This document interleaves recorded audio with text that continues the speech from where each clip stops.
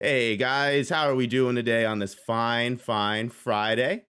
We've got a lot to talk about today. Finally, after a long wait, we've got Jujutsu Kaisen Season 2, Episode 1 here. It's live, and we can all talk about it and just bask in its glory. So today is going to be the first episode of the weekly domain. I don't know if I like that name. I don't know if we're going to keep that name. That's just kind of the name that I thought of on the spot. But we'll see how it goes. But we're definitely going to be doing this weekly with rotating guests. And this week, I've got some amazing guests today who were kind enough to give me their time. Um, so I'm going to introduce them one by one. And guys, when I introduce you, I want you to tell me the very moment, the exact moment in time you knew that Jujutsu Kaisen was going to be an awesome series to stick with. So starting off, I'll go right from my left across the square. I've got Diavolo here with me today. Yo, what up, guys? Thanks for having me on. No, it's lovely to be here once again. The moment I knew Jujutsu Kaisen was going to be the biggest anime out was probably on the second episode. I would say was it the second episode where no, not the second episode, the seventh episode where Yuji gets his heart ripped out. And you have the whole like inner monologue between Yuji and Sukuna, and you get like the binding vow alluded to and everything, and just that whole explanation. I knew from that moment on that the series had a lot going for it. It wasn't just going to be like a battle series. There was another story going on, you know. So yeah, that was the moment. Awesome. We love that. Yeah, no, I definitely agree that like being willing to take out the main character at the very beginning is definitely a very bold character move. We saw it with spoilers, Attack on Titan, and we saw it with this series. So it was definitely what I can definitely agree and see how that would be an awesome moment. Next up, I've got another guest with me here. I've got TheFakeWeeb. Yo, what's going on, guys? Glad to be here on No Operator Stream.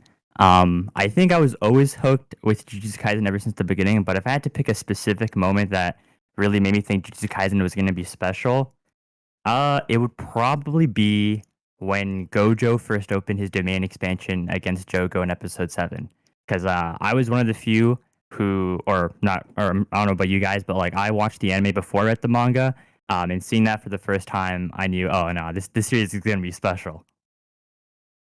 Yeah, no, Gojo versus Jogo was definitely something insane. Like it definitely was one of the craziest moments. And when I talk to people like in real life that I talk to with the series with, they always say that that is one of the most defining moments for them. So I can definitely agree with that. And then last but not least, I've got the man, the myth, the legend himself, Zhoniin. Hello, everyone. So, I remember when the manga first came out. I think it was like 2018. And I had read the first chapter and I was like, this is pretty good. I like this concept. It's very familiar, but it's kind of doing its own thing. It's doing everything right. That's what I remember specifically. And then I kind of just went away from it for a while. Kind of just let it build up because I was doing other things. But then when the anime came out, I was like, all right, this is going to be like the true litmus test. And just like Weeb, it was when Gojo takes on Jogo, and then he does, Infinite Void. I was like, oh my god, all right, it's game. And then after that was like pulled me in, and I started covering it on the channel. So, I mean, that was like a super viral. I think that was like the first super viral moment of Jujutsu Kaisen's anime, if I remember correctly. Mm-hmm. It was either that or the like very first. Was it the first episode where Yuji gets taken over and you had the whole like Sukuna versus Gojo fight that initially happens? Everyone was like, "Whoa, what is this like sick animation?" But yeah, then you had that. Oh, great moment. Completely. I would have to say that for me, this is going to be a little bit of a hot take. For me, I wasn't really that invested from the very beginning. I kind of checked out when Nobara appeared in episode 3, and I kind of let all the episodes build up. And then I kind of tuned back in around episode, I think 10 or 11 came out, and I binged it all in one night. I went through the prison area with the finger bearer curse. And I thought that was really interesting, but I still wasn't really that hooked, but I was interested. I thought it was like, okay, this is an okay anime. Maybe I'll keep this going. And I'll have to tell you, the moment that my jaw dropped and I was like, this is the fucking series for me, is, yeah, NJW said it in the chat, Junpei dying. I think for me, that was the moment where I was like, this is something that's different. If they're willing to take, because I feel like Junpei was so set up perfectly to be like, maybe not so much the rival character to Yuji, but to be that character who has like a dark side or a villain arc that ends up becoming a good guy, and maybe later in the series he may struggle with becoming a villain later. You know, like Junpei had so much potential as a character, and the fact that Gege was willing to just axe him and be like, just for the more satisfying, just tragic death, which everyone in chat will make fun of me because they know I just love deaths in stories. So that was it for me. I couldn't believe that he took him out like that. And they put him in the opening and everything, and they fooled us like that. And then they took him out the episode after he died. Oh no. Oh. I couldn't believe it. I appreciate that too. I appreciate that too, because it's not as common as you would think in shonen battle manga. I mean, yeah, in senens and whatever, characters die. It's more common, I guess. But the stakes need to be at a certain level, in my opinion. And Junpei dying, it was great. Because, yeah, he is kind of established as he's going to be like, oh, he's going to be a rival, this and that. And it's like, nope, he's gone. Imagine if the tape dude from My Hero Academia was just murked on like the 7th episode. Just taken it out. would be like, wait, it would be what? better. It would be, yeah. So, oh man, it's just obviously there's a lot to the series. There's a lot of different things to the series that pulls a lot of different people in. And I think it's interesting that some of us had some completely different answers. But a lot of us also had a lot of it to do with Gojo, which is going to be the main focus of this little mini arc that we're going to be getting, it seems like, for the rest of the series, or the rest of the next couple 5 episodes, I think. But we can talk about it a little bit. I have that set down in the doc. First thing I wanted to touch on before we get into the episode, what did you guys think about the opening? oh, that's a good one. So I don't know. When I first saw the opening, a lot of people, at least from what I saw, was expecting it to be dark. But it was really like happy, almost kind of like slice of life feeling. And I really like that because this arc is going to focus on obviously Gojo and Geto's bond and dynamic when they were at school. And so I kind of like how it was so happy, blue skies, and it even showed like Nanami, Haibara, all of them just kind of being like teenagers and friends. So I really liked it. I think though the next opening will be different, but I like how this one's pretty bright. Yeah, I agree. I think for the first, 5 episodes that's confirmed for Hidden Inventory here, before we go into Shibuya, we'll just have this opening, and it'll be like dope seeing them happy at the start and everything, but as we move through it, it's like reminiscing on these happy times, and it gets quite sad, like looking back at it. I thought the song was awesome. Like, I thought it fit so well, and they actually came out with another banger. I was like initially worried when I watched the trailer and had that whole like the music, like the piano thing and all that kind of jazz. Like, it fit for the trailer, but I was like, you can't be having an opening with that. It just won't work too well, I don't think. But it was so good, so good. I really liked it. Yeah, you said it right. It is like slice of lifey. Yeah, maybe it's like purposely misleading. Because I guess this first episode is kind of slice of lifey and not really that serious. But I mean, just looking back on season 1 and, the Zero movie, we know that things, aren't really all that slice of lifey eventually. Like, something happens and everything goes awry. So maybe, I don't know, that was the purpose of the intro here. I don't know, maybe to make it more accessible, or I don't know. It's interesting. Yeah, no, I'll be honest with you. Here I am, king of the hot takes over here. The first time I saw the OP when it leaked, I was like, this is kind of ordinary. And I was going to make a tweet where I was like, I'm not impressed. Oh and no. and I didn't. I didn't. I was like, you know what? Let me hold off. Smart And I'm choice. glad I did, because you know what? After watching it a couple times, I fucking love it. I think it's awesome. I love the song. I love that they're subverting everyone's expectations again with, like you guys said, the slice of life opening. That's everything so happy and so grand and so magical. And it's like, we all know Jujutsu Kaisen is not that kind of series whatsoever. And I think it's funny that they keep doing this to us. The one thing that I thought was interesting, and I definitely wanted to get your guys' opinions on, if you have any, is, at least I think we got it confirmed that Hidden Inventory Premature Death is only going to be like 5 episodes, and then Shibuya will be the other 18 of the 23 episode season. Do you guys think it's interesting that we got like, what do you guys think about an opening for 5 episodes? Like, do you really think, like, that's interesting to me? I've never even heard of that before. That's such a quick amount of time to make a whole opening for.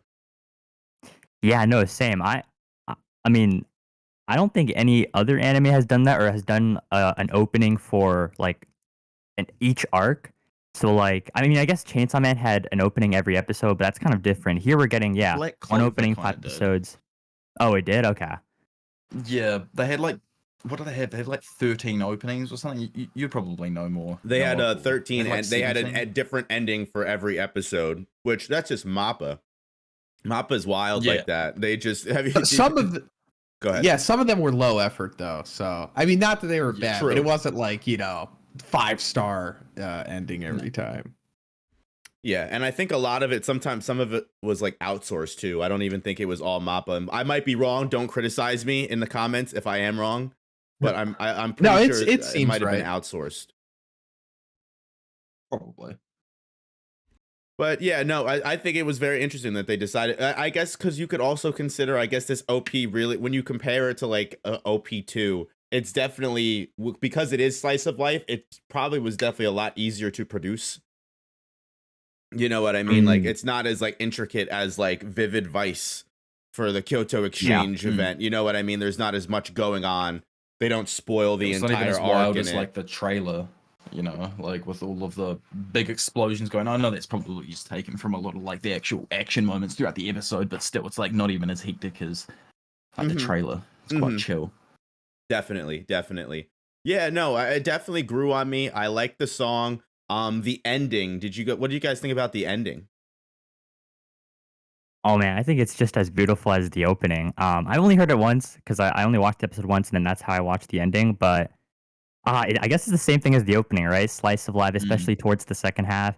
And what I think the story kind of was Gojo picking up Geto in the rain or something. Yeah, and the whole black and white yin and yang fish, like an avatar, Yeah. or whatever. Yes.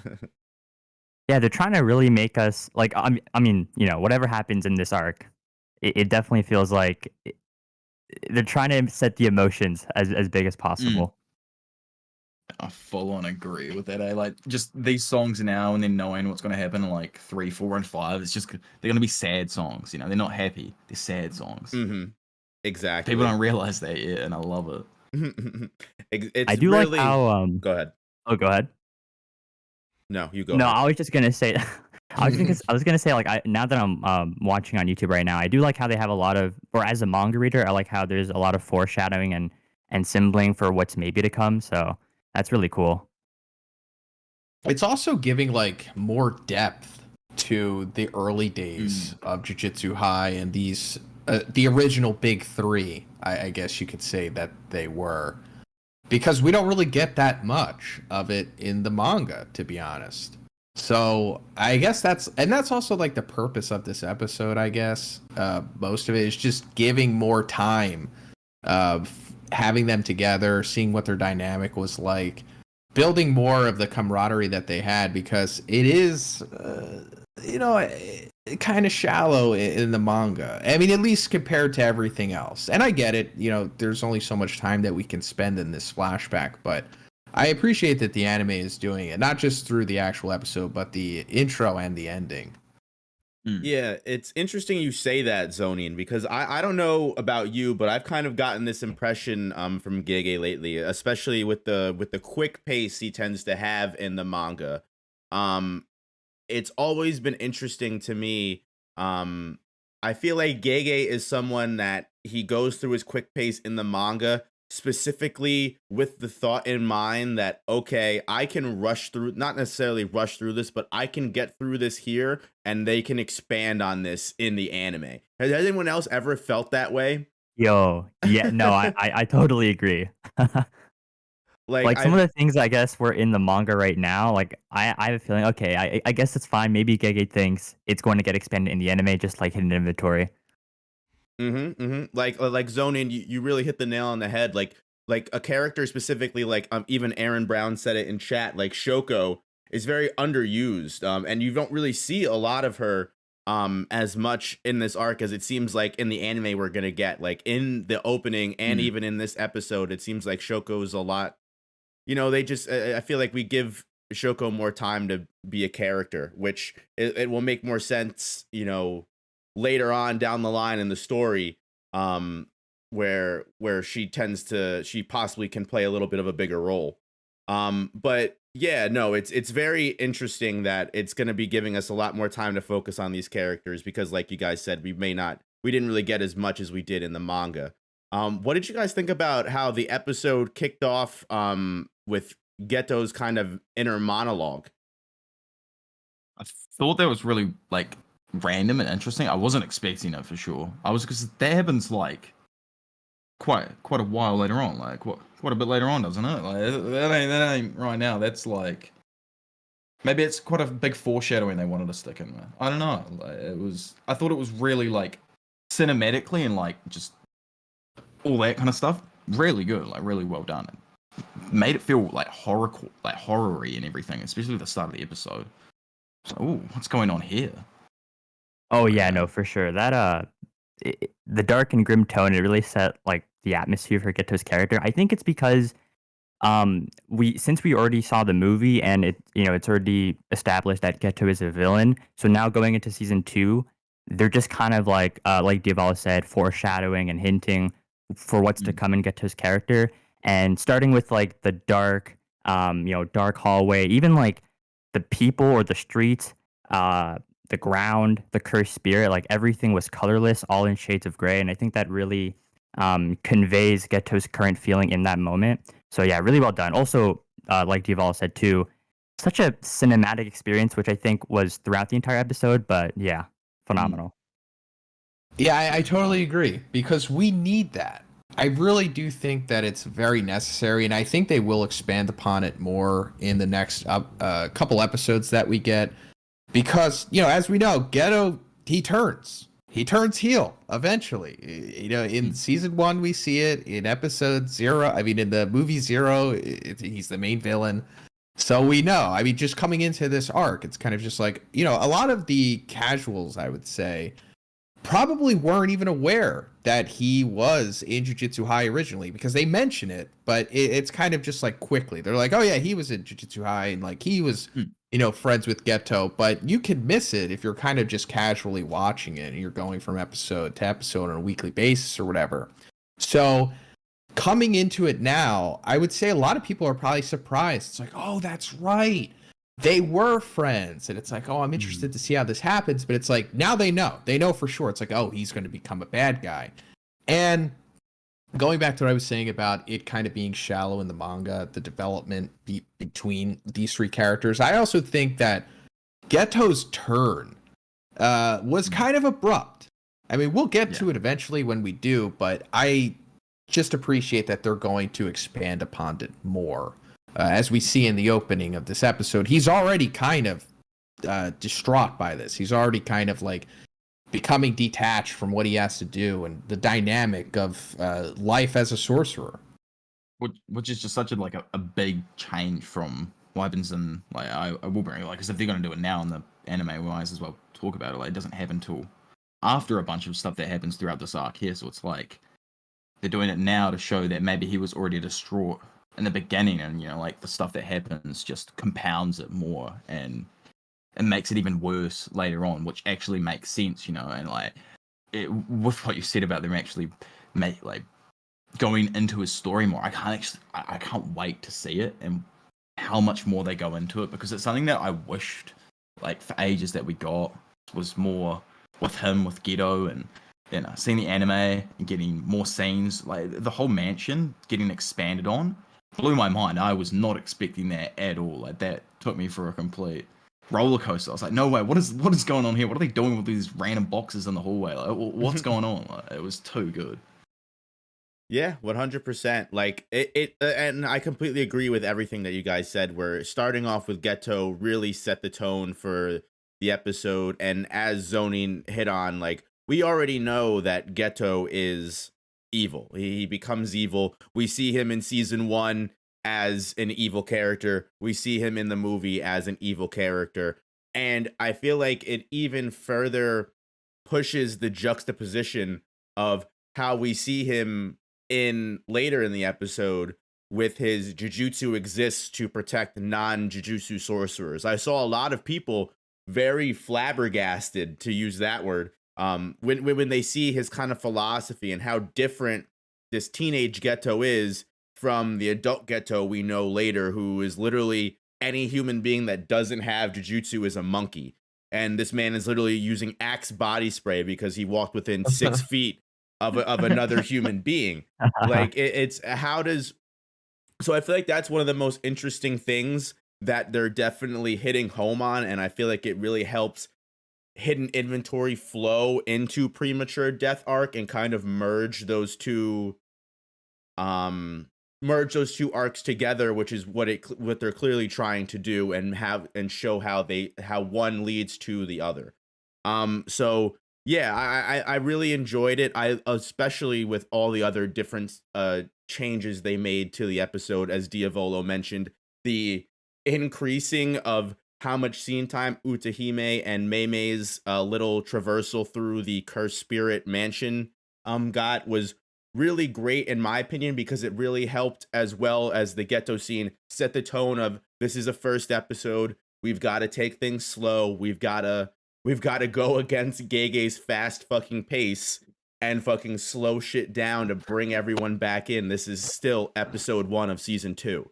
We can't just jump right back into it, introduce Gojo in the first 2 seconds of the episode, and then move it along. Like hit inventory would be done in 3 episodes. Yeah, no, for sure. That was a really smart directional choice by the director, whoever directed this episode. I also thought like that whole mansion exploration, it honestly didn't feel like I was watching a shonen, but that's in a good way, of course. Whereas like it started with like the VHS tape, is that what it's called, or something like that old camera thing? Your like, yeah, zoomer some is showing. ancient technology. That kid. Old device technology or whatever, something like that. And I was like, what? Like, I had to make sure on Crunchyroll, am I watching Jujutsu Kaisen season 2, or am I watching like, a Satoshi Kon movie or something? But yeah, no, I mean, it didn't feel like I was watching a shonen, because you don't see this in other shonens where, again, like the mansion itself, it was very creepy. It had like a cinematic experience. The camera work too. Like while there is sometimes walking, it was so smooth. And I honestly, like that scene just kind of, I guess, revolutionizes what I should see in shonen in the future now. It was really good. It was really special.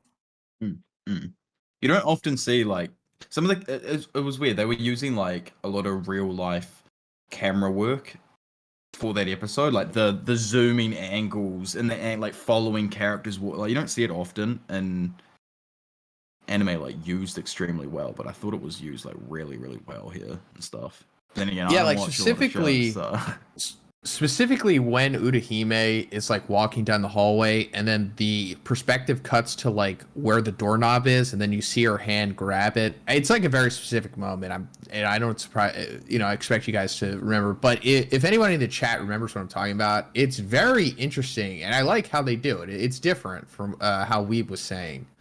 I do appreciate it. And just saying that it didn't feel like a shonen, I would say that Jujutsu Kaisen is kind of like a mature shonen, if that makes sense. It's not like a full-blown seinen, of course, but that's another reason why I really like Jujutsu Kaisen. It's just, it's not like, friendship, guys, and we got to do this, and it's going to be all right in the end. It's not like that at all. It's like grounded, and Gege doesn't treat his audience like idiots. So I just really appreciate that. Yeah, no, 100%. I completely agree. I love a lot of the changes that they made to make things fit. One thing that I definitely wanted to hit on as well is how they completely changed around the scene with Gojo and Geto getting into an argument with their philosophies and ideals at that moment. How they changed it to them playing basketball, like to make the scene at least more dynamic, and instead of having them just sitting at a table kind of discussing things. Like, I thought that was super cool. Old Gojo and Geto almost getting caught kissing as old Masamichi rolls in was probably my favorite moment throughout that episode. That was too good. Like them changing that was awesome. Same with like Masamichi on the Windows XP computer, showing us all of like the slides, like, all of that there. Yes. Like it added to it. We were just in the classroom and he walked out and he came back in. You know what I mean? Like it was good. So I good. loved how they used subtle things to kind of show us that it was a flashback and it's a different time period. Like how literally, like you said, Windows XP, in the beginning shot, Mei has the flip phone, everything like that. Like I loved how they like clearly set that up in a way where like you can easily tell we're back in time. And I mean, just like even in that opening sequence, just to get back to it, like the sound direction in this fucking anime is crazy. Like this, I don't know if any of you guys noticed it, but like every single sound effect, like the basketball swoosh when they're in the car, and like they have the beeping sound going on for when they're crossing the street, like it sounds so real. They got David Productions on the phone or something, No, it is really good. No, yeah, I did notice that too. Like in the beginning when Utahime and Mei were crossing the street, you hear like the blinking noise or the beeping noise. It has like that ambient surrounding feeling, which is really nice because it honestly, I think it felt very realistic but still anime at the same time. Yeah, they got that movie quality on just episode 1. But the basketball scene is just I kind of want to get your guys' opinions on that, because that was clearly the most important scene of the episode, because it kind of sets the tone of the arc even later into the episode when Geto and Gojo are kind of on the phone, which is a little bit of a change as well, because I think they're kind of together when Geto's telling Gojo that he needs to stop being such a cocky ass motherfucker. In the manga, I'm pretty sure they're like walking together, drinking the soda still. But in the anime, he's on the phone with him in the elevator.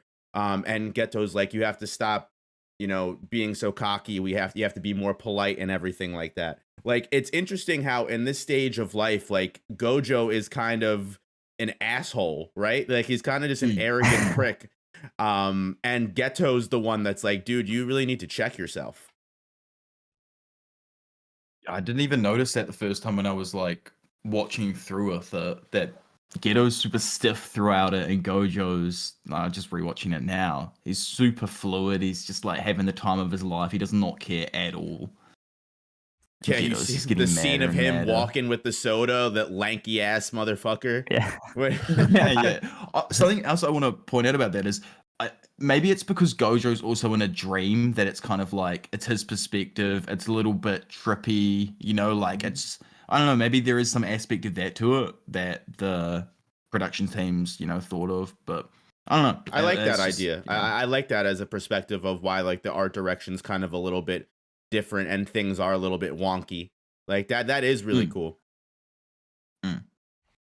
Yeah, that was like that's really interesting. I thought that too when I watched the first episode. Gojo seemed just more nonchalant. He kind of like holds a carefree nature, whereas like you said, Geto, he felt just very more strongly reserved and more principled with the rules. Like even I think when they first mentioned Master Tengen, Yaga and Geto, they were like, oh yeah, Master Tengen resetting his curse technique, and Gojo's like, what's that? And Geto's like, oh my god, seriously, Gojo? And like I thought it was interesting how like he's like Masamichi's explaining like how Tengen would evolve, and Gojo's like, oh, that doesn't sound that bad. That sounds okay. Yeah, Like just very I l- carefree compared to the, to him as an adult. the Digimon analogy was done so well. Like it was just in perfect synchronization with the conversation. It was too good. they And actually, yeah, specifically everything about Gojo back in the past is just like a joke, up until a specific point. I think he's just like he's like, we're the strongest. We don't need to care at all. Yeah, it's really interesting because Gojo, I guess that's the core of his character. Even to this day, he's just like he's just blessed. He's just a genetic anomaly, and he's never had to really apply himself. Everything has already kind of been given to him. He doesn't really have to try that hard. No one's really on his level. At this point in the series, there's not even a close second to him. And we're seeing that in his youth or as a teenager. He's like, acting like a rock star. Like, as you guys were saying, everything's fine. But then something obviously happens and he changes.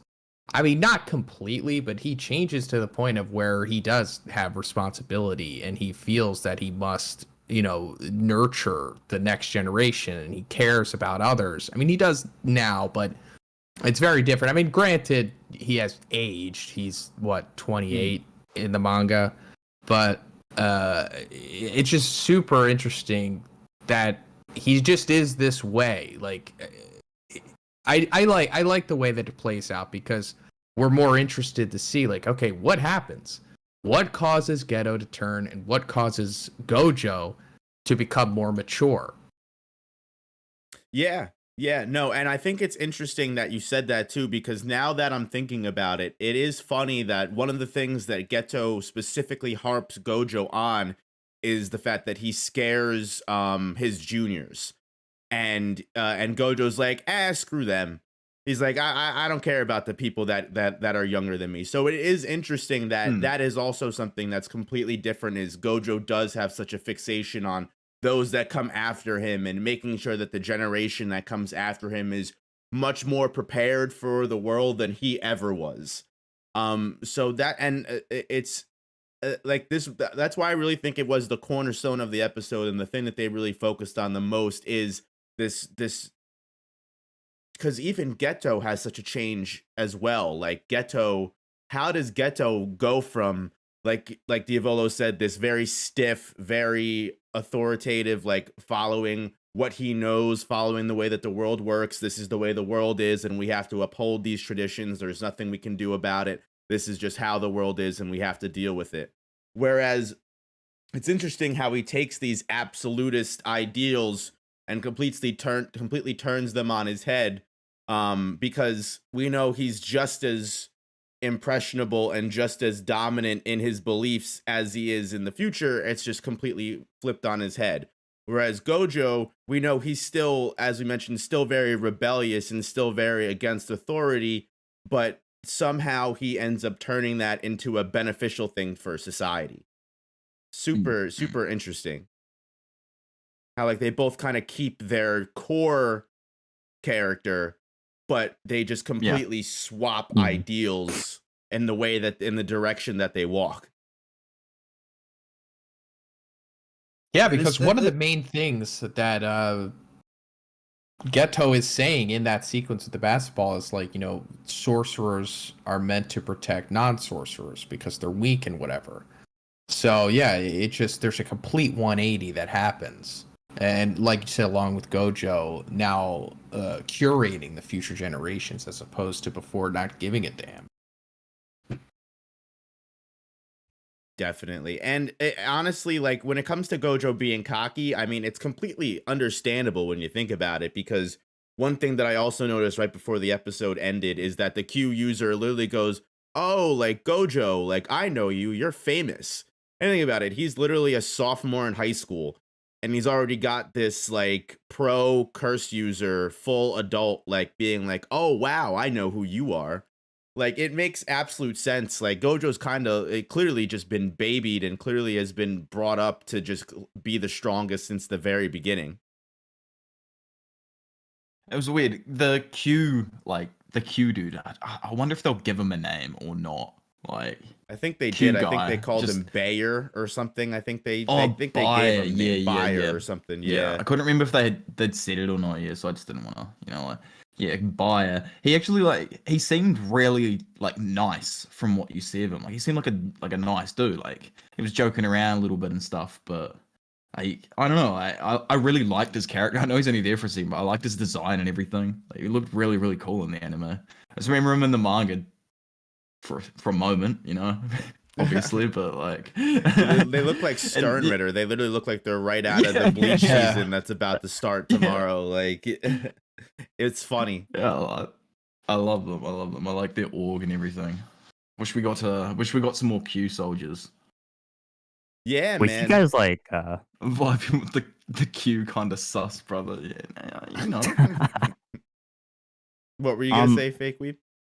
Yeah, like now that you guys talk about like how Gojo is pretty much like this popular dude when he was born, because being born with the 6 eyes plus the limitless, it honestly like he kind of embodies a perfect figure. And I was going back to the basketball scene. I thought it was really interesting how Mappa put the detail where Gojo makes this insane one-hander shot, whereas like Geto misses a jumper off the rim. And I don't know if that sort of depicts or portrays anything, but I see that as Gojo just making everything. He's sort of perfect, whereas Geto is just not there yet. Yeah. I mean, one thing that even Gege says, right, is like one of the reasons why Gojo is so annoying is because literally whatever he does, he's just great at. Like, he's just that kind of guy. Like, he just picks something up. Like, he just picks a basketball up and he's already like making like Steph Curry level shots, like effortlessly. Like, so like it's literally just like, it's literally his character is like whatever he does, he's just going to be the best at. Which, again, like I said, it just makes complete sense why he is the way he is, especially as a 15, 16-year-old. I mean, that's when you're the most, like, fucking susceptible to being a cocky motherfucker, Yeah.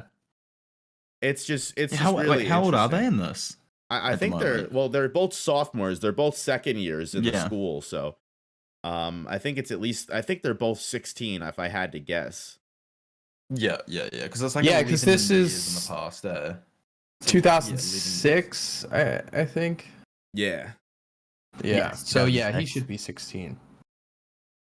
Crazy. Absolutely I'm crazy. probably a Geto follower now, according to your chat. Hell yeah. I'm one of them.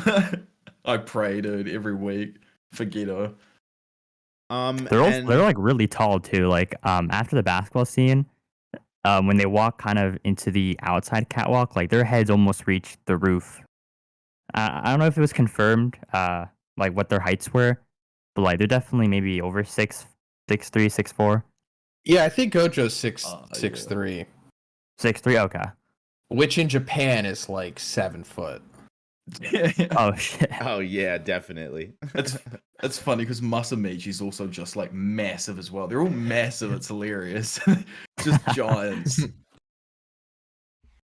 Well, that's another thing. He's just perfect. He's a Chad. 6'3", handsome. Yeah, he's Perfect a womanizer.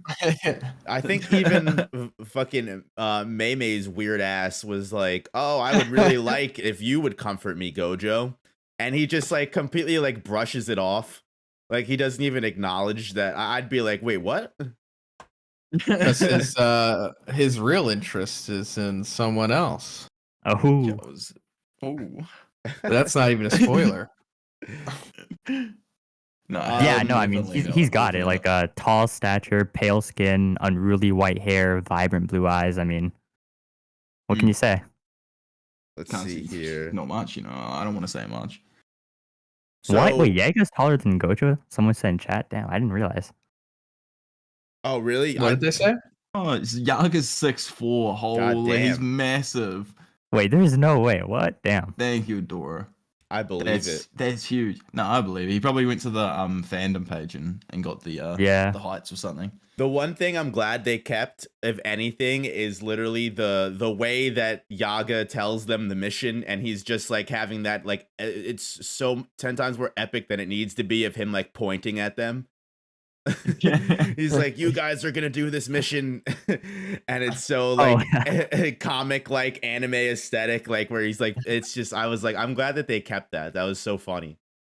And so the last scene that obviously everything ends off on, I don't really consider it a spoiler. I don't know if you guys do, but I'll just say it, like the reveal of the true goat of the series, Papa Fushiguro. The man is finally animated. What do we think, Megumi's like, brother. What do we think about, like, what do we think about his introduction to the series? Obviously, we don't want to give away too much, but like, how excited are we to finally see this character in the flesh animated? Oh, so excited. I don't know what you guys thought about the voice, but like for me initially, when I read this Fushiguro, the guy's voice in the manga, like when I read his lines, I kind of imagined him having a like dark but also raspy voice, kind of like Stain from My Hero Academia for some reason. But now that I hear his voice is deep, like someone mentioned Dio from JoJo. Oh man, it's like it's kind of growing in me, and I'm just imagining like what happens later in this arc and how like he voices it in a deep voice, and I'm really excited. Yeah, I couldn't Yeah, believe he it does was sound like Dio. Dio. Yeah, deep Dio, like I don't care vibe at the moment. Like I'm the dude. Like out of here. It's so cool. Yeah, they couldn't have picked a better person for that, in my opinion. I think I think that voice actor is literally perfect for Toji. Yeah, I was about to say, like Tesoro in chat said it is Dio. It is the same actor, like voice actor. I swear I'd looked at that like not too long ago as well. Yo, they made my man a fucking beefcake. Check that. Holy shit. I was like, damn, I know he was supposed to be buff, but I didn't know he was packing like that. I was like, Jesus. I couldn't believe that. I mean, I guess like that was because I saw like a tweet or like a quote from the director, and like that was his whole thing. He goes, I don't care what you animators do, but every scene that this man is in, just make him look buff as fuck. Like that is literally the only direction he gave them about Toji, which I think is hysterical. Make him jacked like he does weights every day, please. That was Gege just on the phone screaming them, please. Yeah, he's like very jacked in the opening too. Yeah, I mean, it's obviously it makes so much sense for his character. Obviously, we'll get an actual explanation plot wise for why he is as jacked as he is, but I just think it's really funny. And like all the kids he's fighting well, possibly gonna fight, who knows? Yeah, and you're going up against Gojo and Geto, who are literally like, Gojo is literally like a stick. Like he's so skinny, yeah. He's so lanky. But yeah, it's super funny. So yeah, I'm super excited for him to show up. The one thing that I think is interesting is that they specifically mentioned how the Time Vessel Association probably wouldn't be even a worry because they don't have any strong sorcerers or anybody that's going to be able to help them out. And then we get a double name drop because people who have watched the anime before will know the Zhoniin clan. That's where Maki and Mai are from. So not only does he get dropped that he's a member of the Zhoniin clan, but it also gets dropped that his name is Fushiguro after taking his wife's name. So it's very clear from the very beginning that it's like, oh shit, like this character is probably someone not to fuck with. So I just love the way that they introduced Toji, and I love how they ended the episode on that, despite the fact that it felt so short because the Utahime part was so long. Yeah, no, when I got to the end, I was surprised. Like I thought I was like halfway at the episode when it ended, and then I saw the ending play. I'm like, what the hell? You know, I had to watch it twice. Like, legit, it was so good. Yeah, I watched it multiple times. It's been like so long though. It's crazy. I know we had the movie and everything, but I didn't watch the movie when it first came out. I kind of like waited on it, and then I watched it. The movie was awesome, but like just anime weekly for me, that like I'm into is the primos, the creme de la crop. You know, I love it. Sitting there every week, yarning with the mates about it, bringing like the series you love to life is nothing better than it. Yeah, I agree. Yeah, But as for Toji, he's gonna make a fan out of so many people. Like, just not out of him, but out of this series. Like, he is that guy for sure. Like, oh man, I mean, if you watch the trailer, which I assume most people did, you can already see that he's gonna do some stuff, and it already looks great, like what he's going to do. But just, going off of this, the third act of this episode, you can already see that he is going to converge with Gojo and Geto, because Gojo and Geto are supposed to protect Tengen's Star Plasma Vessel. That's like their thing. And now we're finding out that Toji is talking to this guy about getting in on the assassination of that vessel. So yeah, obviously they're going to converge at some point. And the big question is, like, is he a worthy opponent for Gojo? Because, in theory, no one should be able to go against Gojo, in a competitive fight or whatever. So that's like one of the most in the what? His powers. He's a Zenin.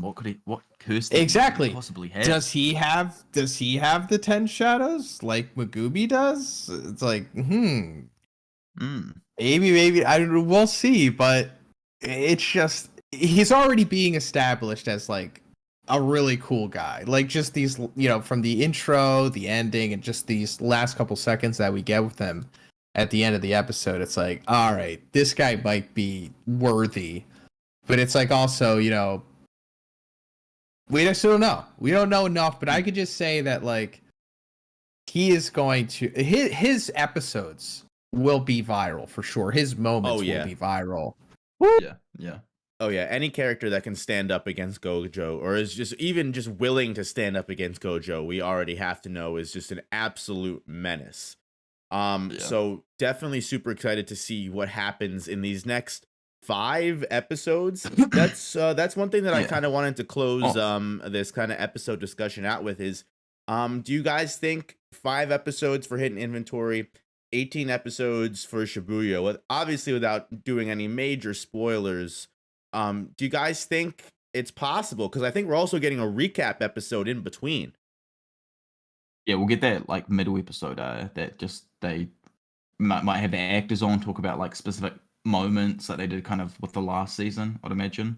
I think 5 episodes for Hidden Inventory is perfect. Like, that's a really good amount because there's 13 chapters or 11 chapters. So I think that fits kind of like 2 per episode, and they did 1.5 here, I think 1.5 on the very opening one, which was like a good pace and everything. So I think that's kind of what they're sitting with.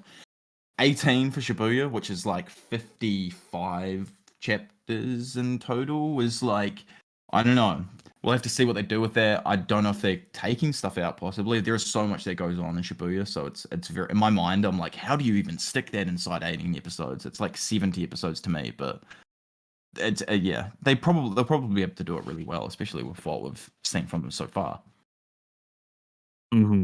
Yeah, I think like initially at first, I remember I did like an episode prediction count, and I did the same where I would assume it would be the same episodes as season 1, so like 24 episodes, and I think I had like 4 chapters Hidden Inventory and then the rest Shibuya. But now that not 4 chapters, 4 episodes for the 15 chapters of Hidden Inventory. But now that we know it's 5 episodes, first of all, it is a good sign because that means we are going to expand more on the Hidden Inventory arc, like we talked about earlier.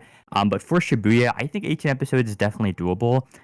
Without going into too much spoilers, there's going to be like a lot of fights that can just be done in one episode. So no anime or no spoilers, but for the people who read the manga, you'll know that the fight that happens like after Hidden Inventory ends and before technically Shibuya starts, I think that can be done in one episode, and some others as well. So for sure. You know, I keep forgetting fights actually.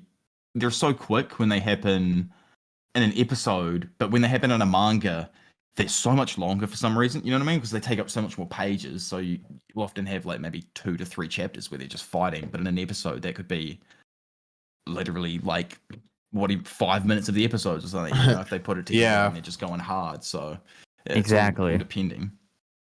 Yeah. Yeah, like So like, have you guys seen the schedule for season 2? Yeah. I There's a heard lot of about there's it. not a lot of breaks, but there's like a few breaks and stuff, isn't there? There's a break after hidden inventory. if I'm not Yeah, wrong. so August 3rd will be the last episode of Hidden Inventory. And then August 10th, 17th, and 24 will kind of just be filler stuff. Like the 10th will be a recap of episodes 1 Mhm. through 5 and JJK 0. And then Okay. August 17th is like a recap of season 1. And then August 24th is just a break. And then August 31st is when Shibuya starts. I think that's fine, to be honest. I don't know if they're doing it because of production or anything like that, but I think it's going to add to the hype. You know what I mean? Because everyone's going to get to the end of this part here, and they're going to be like, "We want more now." And then there's going to be a 3-week break, and then you're going to be like, "More." And like every week, it's just going to get more and more hype, and then it's going to happen, and everyone's going to be like, "It's like the whole season of Jujutsu Kaisen, pretty much." Yeah, I like it Okay. too. They should do it more often with series that have multiple arcs in a season. Yeah. 100%. I would have Full much rather agree. them done something like that with I don't know if this is a spoiler for anybody. I apologize if it is, but with the new Demon Slayer season they're doing. I mean, I guess I don't know if you're a fan of the light novels and all those stories like that, then sure you'll be great, but like I wish they would have done something very similar where they did quick 2-3 episodes if that, and then moved on to the rest of the story as opposed to making a whole season of just somewhat not, I guess it's not filler, it's probably canon content, but non-filler to the anime, training the arc. manga aspect. Yeah, like I don't know. But like, yeah, I agree with you, Yeah. Zhoniin. I feel like a lot more anime should I love that in this day and age, studios are a lot more willing to give the time and care and just proper pacing to the series that they're adapting, as opposed to back in the day, when we had like Naruto or Bleach coming out, we're like, okay, we're starting to catch up to the manga, guys, but we have to keep making episodes, so we're just gonna Money, make up random like- shit for these guys to do. Or like in Bleach, that's what they do for Naruto. In Bleach's case, we'd get like 3 episodes of story and then a whole filler arc, and then we'd go back to the main story for like 10 episodes, and then we get a whole nother filler arc. It's like, dude, come on. Speaking of Bleach, I don't want to derail this too much because I know we're coming to the end, but man, the 1,000-year blood war adaptation in the anime is as good of an adaptation from a manga I think I've seen. Like, it just takes everything, doesn't leave anything out, but then it adds so much, but just in the right way. I just wish that so many other series did what it's doing. And it's broken into 4 parts too. It's taking its time. If you guys haven't been watching Bleach, actually, it premieres the second part tomorrow. You should do it. It is great. It's not like the best anime, whatever, but it's pretty darn good. Yeah, no, I full on agree. This first season that they put back out was so good. I just hope, my only one thing with it was I was talking to Clyde about it, and he was like, I hope that they do more with the music. A lot of the music was like extremely like rehashed songs, obviously from the original Bleach, which is gangster, but I would want to see like some new things. A lot of them were just like, it felt like pitch changes of some songs and stuff. That's what he was saying, and like after I like went back and watched a couple episodes, I agree. And then I used a couple of the songs for some videos, so Yeah, I they agree. leaned heavily into the remix aspect more than like, I hear what you're saying, where you'd rather them come up with new soundtracks rather than just yeah. focus on the nostalgia exactly. of the old soundtracks. Yeah, I hope that's what they do with this next part, so because that's the only gripe I had with it, and that's not even a gripe, to be honest. So yeah. Yeah, no, 100%. I feel like, and this is kind of very similar, and we can kind of tie this back into Jujutsu Kaisen. I feel like this happens a lot with anime or series in general, that they're able to work very closely with the actual creator of the series itself. Because like I feel like, because in the original Bleach adaptation, Kubo wasn't consulted really much at all. No. And they did so much shit that was wrong to the actual series in the anime. And like that's how we have the whole Ichiruki situation and everything like that, where like Kubo always meant for Orihime to be the love interest, but the anime was like, nah, we like Ichigo Rukia better. And like now you have two entirely different adaptations. It's just like, but now, like you said, with Thousand Year Blood War, now that Kubo's directly involved, not only are they completely adapting it in such a great way, they're able to expand so much in ways that benefit the story.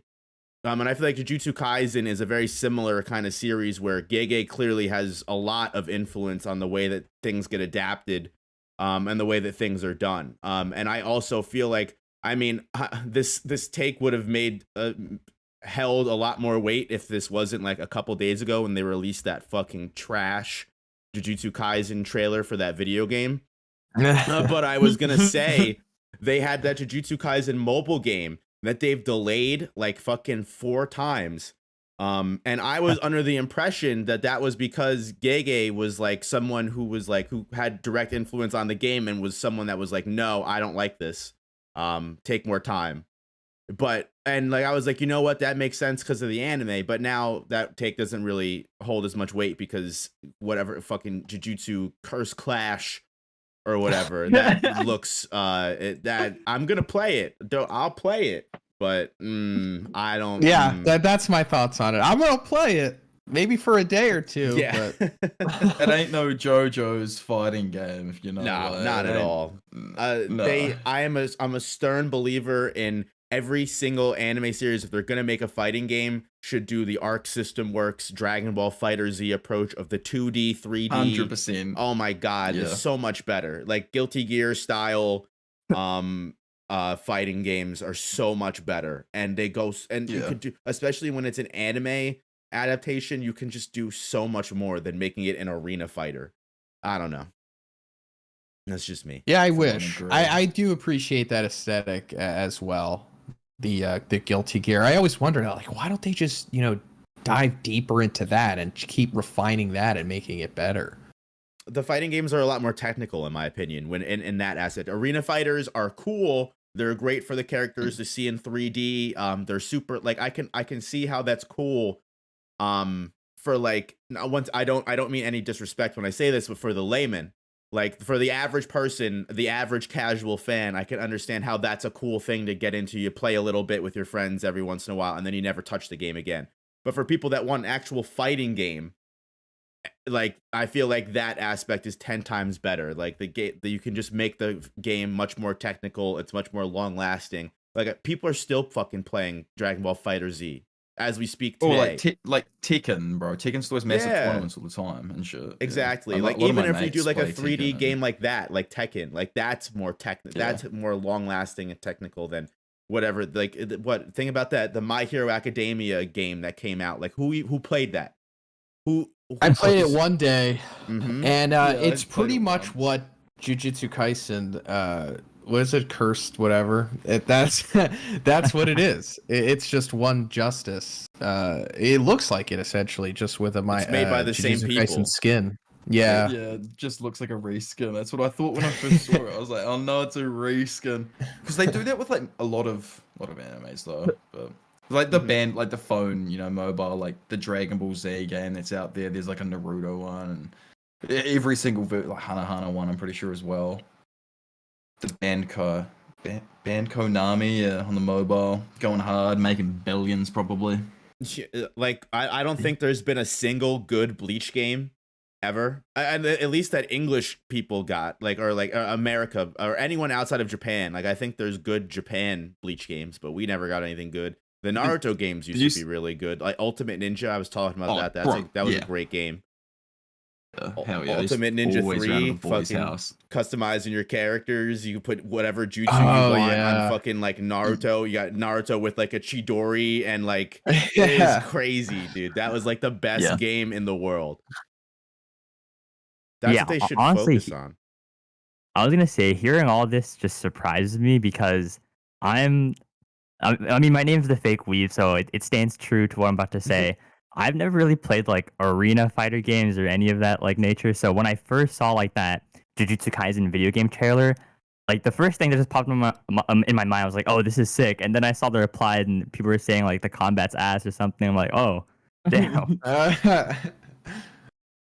So yeah, I mean, I don't know. I'll buy the game, but again, I haven't played Arena Fighter, so maybe I just won't like it in general. But Nah, we're all buying the game. We're all putting a Jujutsu creator clash together. It's gonna be fucking crazy. Yeah. We'll play it for like yeah. a week and then we'll never touch it ever again. It's okay. You know, That's we have nothing to lose from this game coming out, but I just don't. I wish they just would have put more time into it and just like I don't know. Maybe it's an early trailer and it comes out and it's gonna be the best thing since sliced bread. But but also I already see people complaining because like, well, I guess they were always already saying like, how are they gonna make Gojo even like a viable character? Like, how is that even gonna make sense if Nobara is just piecing up Gojo?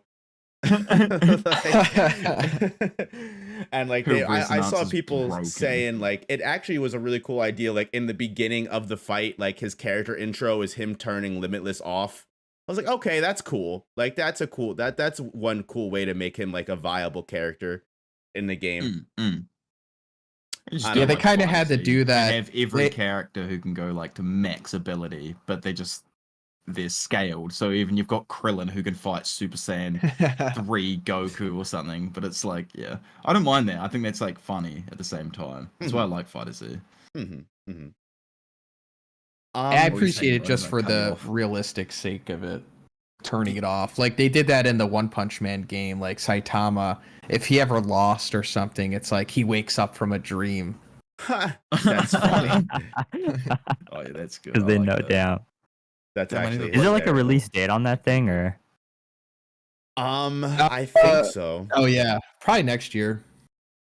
Oh, okay. I was expecting it. I thought it was gonna be this year because we saw a trailer. Damn. Okay. Next year. 2024. I don't know. We exist in a time where we get announcements for things like 3 years in advance for no fucking reason. Yeah. Like tell me closer to the date. Like this is completely irrelevant to what we're talking about. But like Deadpool 3 got announced last year, and it's like, yeah, Deadpool 3 coming out 2025. I'm like, why the fuck would you even say anything? Like, what? We've just started production. Like, yeah, wait, like why? Script or something like. Yeah, like why? You want me to wait 3 years for this? Tell me when we're like a year. We're a year away. I don't know. Yeah, I wouldn't mind like 3 weeks in a week. Yeah, exactly. Dude, the hype would be gangster if they waited. Like, we know that they're filming and everything, but they do all the trailers instead of like a year in advance, 3 weeks, and then they have one trailer 1 week, one trailer the next week, and the final trailer on the 3rd week, you know, or something like that, or like a PV a month ahead, and then 2 trailers 2 weeks beforehand. I reckon it would be like real hype. Add to it. Oh man. No, guys, the worst is when they say there's going to be an announcement, and the announcement is another announcement for a trailer. That's got to be the worst one. And you have to wait 7 hours on the live stream to find out. Yeah, that was rough. That was really rough. I think Jujutsu Kaisen did that a couple of times. Yeah, they baited us. Like they've been baiting us since I don't know how long now. They did it with the movie and like in this season. Oh, I can imagine what it's like for you guys because doing the like weekly reviews and the spoilers and everything, you're like keeping up with that constantly. So every time it's like, damn, they got us again. Yeah. All right. Guys, so we're kind of winding everything down here. We're in the last like 5-10 minutes, everything. We kind of covered everything for the episode that we could. Chat, is there anything that anyone has a question on or anyone? This is your chance to ask one of the 3 goats any questions you want to. And if anybody has a Zhoniin, TheFakeWeeb, or Diavolo, any closing thoughts on the episode or any kind of excitements for the next episode without spoiling too much. I'm excited. This is also, I guess, from like an anime and manga point of view, because I really don't know how they're gonna pace this, but like just seeing the end. I mean, even the little details with Toji just like itching his toe or whatever, and I wonder if he's gonna appear in the next episode or in the episode after that. Because even as a manga reader, I can't really remember. So I don't know, Yeah. but I'm excited. No, I feel you. Assume it's gonna be like episode 3 when the big thing happens. So that's what I'm really looking forward to. I want to see it play out, of course, but I don't know why. I'm just more excited to see the fandom's reaction to it. Like, I want to see all the casuals finally experience what we've known for like the last 3 years now. Agreed. Anime onlys to be like, wait, what? Yeah, just for like 2 episodes, or like yeah, I can't wait to watch all of those things. It's gonna be justice. It's you so don't know true. what we've been waiting for. Like, it's so good. No, I'm this exact same way. I'm super excited just to see everyone's reactions to, like you said, the shit that we've known for so long. Like, especially because if you think about it, like, it's been so long since we've experienced a hidden inventory and premature death for the first time. So it's like also just reliving and seeing everything in just a completely new aspect is it's just awesome. Like, I am super excited for everything going forward. I don't care that I obviously Shibuya is going to be even 10 times crazier, but I don't care. Like, I'm even super excited just to go through this little mini arc of Gojo's past. And honestly, the one thing that I'm pretty sure of is this was pretty much probably the slowest, if you could even say that, episode we'll get for not just hidden inventory, but probably the entire season. Yeah, you know what I mean? Yeah. Like I said, even if you could consider this a slow episode, like pretty much even episode 2, everything going on from here on is going to be pretty intense. Yeah, I mean, aside from some built-in filler, if we get some random filler or something, which I don't think we will, might be the slowest episode in the series. I don't know. I think the which is next, crazy. I don't know. Like, it may, I don't know. Like, because like we got the. I want to say like stuff, but then I'm like, no, I can't say that. So I like stop myself.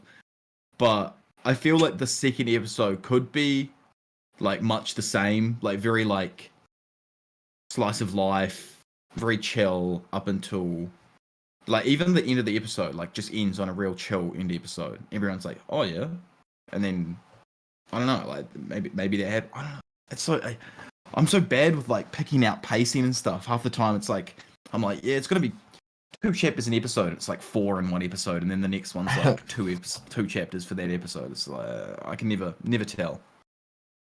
Yeah, I think like because in the first episode they've already established like what this arc and that there's going to be groups assassinating the Star Plasma Vessel. I think just from that the next few episodes are pretty obvious that we're going to see a lot more action. So in that regard, yeah, this can be considered the quote unquote slowest episode, even though it's like an introductionary episode. So true. Someone's saying the episode with Toji versus Todo versus Megami was the slowest. It's rough, man. Watching that beat down, oof. Couple quick questions, guys, and then we will end the stream. Real quick before we go, I want to thank everyone for stopping by, hanging out with us. I want to thank the guests for hanging out with us as well. I appreciate you guys giving me the time to talk about this awesome anime now that it's back. I just want to run through these quick couple questions. So I have Zach Daniel here. Zach Daniel wants to say what's up to Zhoniin. He's been a longtime viewer and he's never heard you on stream before, so he just wanted to say hi. Hey, what's up, Rye? Appreciate the shout out. Always nice that I'm not completely despised.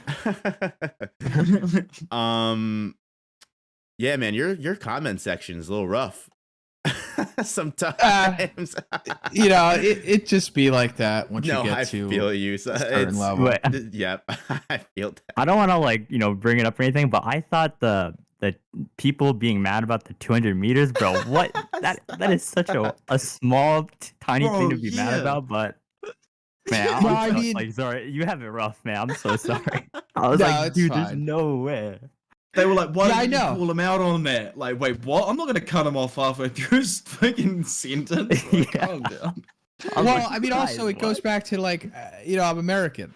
So I think that also ties into the hatred for it because Americans are already despised for using the imperial system in the first place. We had to make up our own fucking system. I hate it. So I should think change it to I'll- like some random measurement, like it's 3 football fields. Like Yeah, it's 7,000 cheeseburgers long. So Oh my god. no way, that's the massivest domain extent. yeah, I Oh, just think it was some really angry non-Americans that just were extra angry because I kept saying it. I didn't, to be honest, it was just pure ignorance. I didn't even realize what I was saying. Like clearly on the page it says meters, but I was just saying kilometers because I don't know. you can I have a tell chimp like brain. how offhanded it was because none of us even noticed it enough to like. Yeah. Because I'm sure if any of us did, we would have said something. Like we were just in conversation. Like I saw I comments noticed being it like, right "How at the is no time." one correcting him?" I'm like, dude, I didn't even realize he said it until I started reading the comment section. No, I noticed it, and when I went to the comments, I was looking for a comment, and I was like, no way, someone's gonna point that out, because if they do, they're crazy. And then I see someone, I'm like, no way, people. Oh, are no one pointing will that ever out. miss it. Don't worry. They'll never. No one ever misses anything. Yeah, well that's No, the they thing. don't, bro. One mistake Go to my- and it's sharks to blood. Yeah. Go to my Exactly. One Punch Man video, dude, and the amount of people there going like, it's not IO, it's not low, it's IO. Like for the moon that like One Punch Man gets, punches Garrow into. It's like hundreds, like legit hundreds of them. That's I like know, probably bro, one I of the found toughest out. things being a YouTuber. Just like, I mean, trying to make sure you got everything right, but like knowing that obviously you're not perfect. There's gonna be like snarky comments and Mhm. yeah. Mhm. Oh yeah, I Yeah, gave it's up. just I've got happens. so many about my accent now and about how I can't speak English apparently. So I'm just like, okay then. Oh whatever. no. Yeah. What are you speaking? Like yeah. I don't know. Like, and there was your accent's too hard to understand. I'm like, oh, okay. I'm sorry. It's not my fault. No, I like it. It has a character to itself. It's Yes. different. Mm-hmm. Mm-hmm. Next question would be, did any of us see the Solo Leveling trailer, and did we like it? No, No, Nope. but I And will. I will. Yeah. Yeah, man, damn. All of us had the same answer. No, but I will. Maybe I don't think I was gonna say I will until you guys said I will. So yeah, I guess I will. I didn't even know that it came out. Yeah, Yeah, no, same here. apparently it did. I'm kind Yeah, of no, like if it- uncultured. If it doesn't have a million views, then I think it's justified. I'm gonna look it up. No, never mind. It has 2 million views in 3 days. Oh, I'm just damn. out. No, I'm Oh, sorry. yeah, Yeah, I'm out 2 of million touch. views in 3 days. I'm just out of the loop. Yeah, we're all just out of the loop. I tried reading it eventually. But yeah. So that's an easy one. Absolutely not. Let's see. What all these people talking about 200 meters, 200 kilometers. Would we have rather had the Shibuya incident come before or after Jujutsu Kaisen 0? I'd probably rather Jujutsu Kaisen 0 because I feel like setting Geto up and his first folly and his first villain arc, I feel like is important to know. Yeah, Wasn't I that mean, how if it it came happened in after, manga? wouldn't it? Zero. Yeah, Wait, it just came that way in the manga. If it happened like after, wouldn't it kind of not make sense because of what happens in Shibuya? Or am I tripping? Like, I guess, like, I don't know. That's very interesting. I don't know. I think I like the story the way it is. That's my answer. Yeah. Yeah, no, I'm the same. I like the way the anime's done it too. They've done it so it's not confusing. They put out the movie at the right time, I think. Yeah, Definitely. I Yeah, also if think they it's put good it to out at any other time. establish. It's good to establish a Kotu beforehand, rather than just kind Yes. of like here he is, and then just rush into everything. Yeah. Now this is a quick question, and then I will cut the stream, guys. Just because I love Boku no Color. If you guys haven't already, go on Twitter and go check out Boku no Color. He's an awesome manga Yeah. colorist. He does great Shout out. work. My boy. Go hit him up for a commission or something. Please, he deserves it. So he said, I just realized Mashal got animated. Have any of us peeped it or plan on peeping it? Bro, I didn't even know Mashal anime was airing, let alone its season 1 is coming like to an end. I was at Anime Expo. Ended. Yeah, or never mind. See, I was at Anime Expo and I saw this stuff about it. I was like, wait, what? Mashal's anime already aired? And yeah, I'm just out of the loop. I'm stuck in my big 3 bubble. I feel that. I haven't watched it yet, but I'm going to now, like, because I haven't read the whole story, but I've read everything that's out anime wise, so I already know what's going to happen. But yeah, I'm keen to just sit back and watch all 12 episodes when I'm up with the mates in a couple of weeks. That's my plan. Listen, you guys have no excuse because I have the fake weeb in my name, so it's fine for me. I'm jealous of that name. I want haven't that seen name. Mashal, but I am definitely gonna get into it because I've heard from other people that it's like really funny, like one of the funniest Oh, series yeah, in Shonen yeah. Jump. So, Yeah, for sure. it's legit. It's not One like it's Punch bad or Man, anything. Harry It is Potter, good. Black Clover, all mixed together, and it's funny. It's really good. Yeah. Yeah, Sounds good.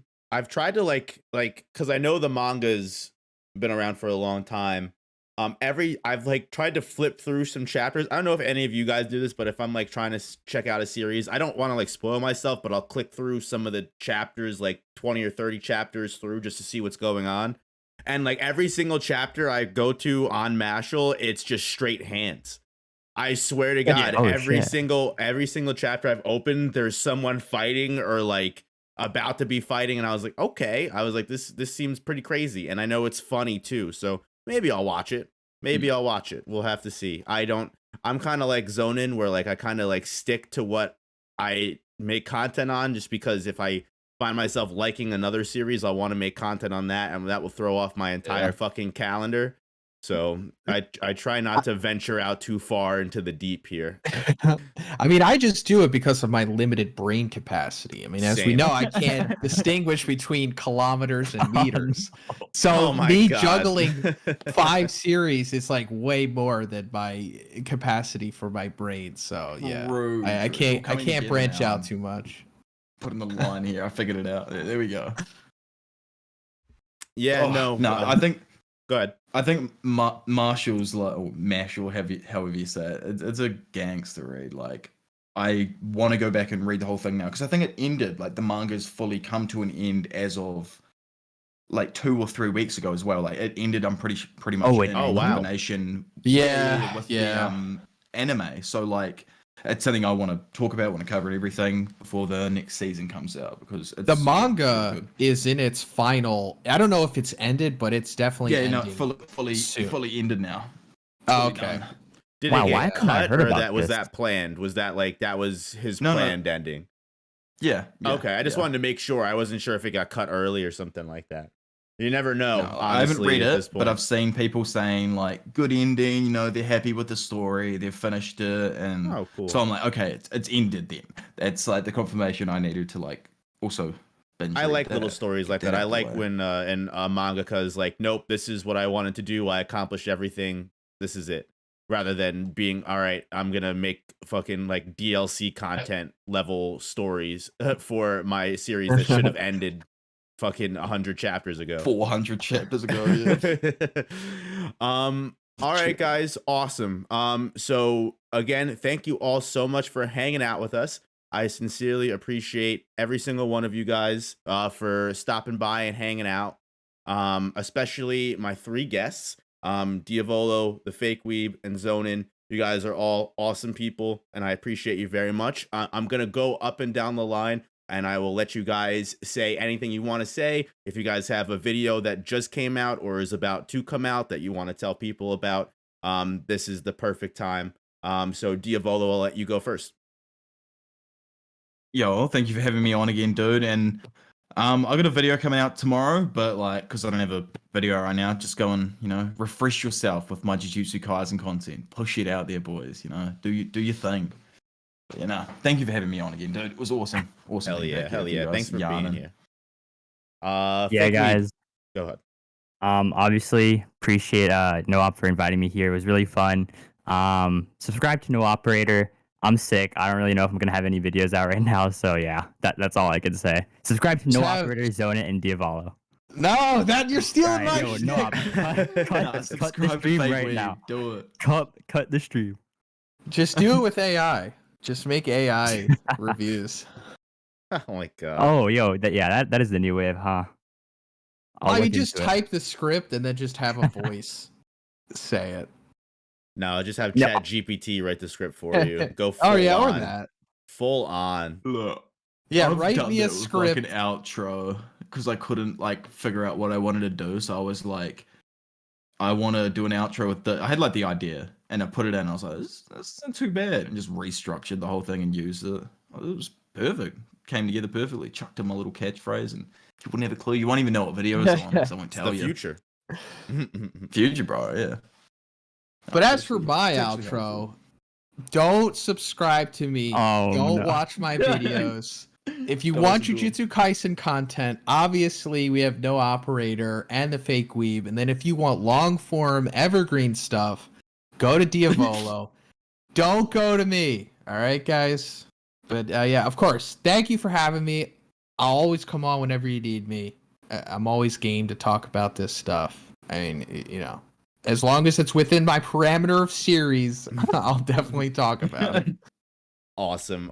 Thank you guys again. I know I've probably said it multiple times, but you guys are all awesome. I hope you guys all have a great rest of the weekend. And enjoy Bleach. And we will be back next week. With possibly same guests, possibly more guests, possibly different guests. Who knows? But guys, this has been the Weekly Domain. And I hope you guys all have a great rest of your Friday. Is it Friday? Oh God, I don't even know what day it is. I'm ending the stream. Bye.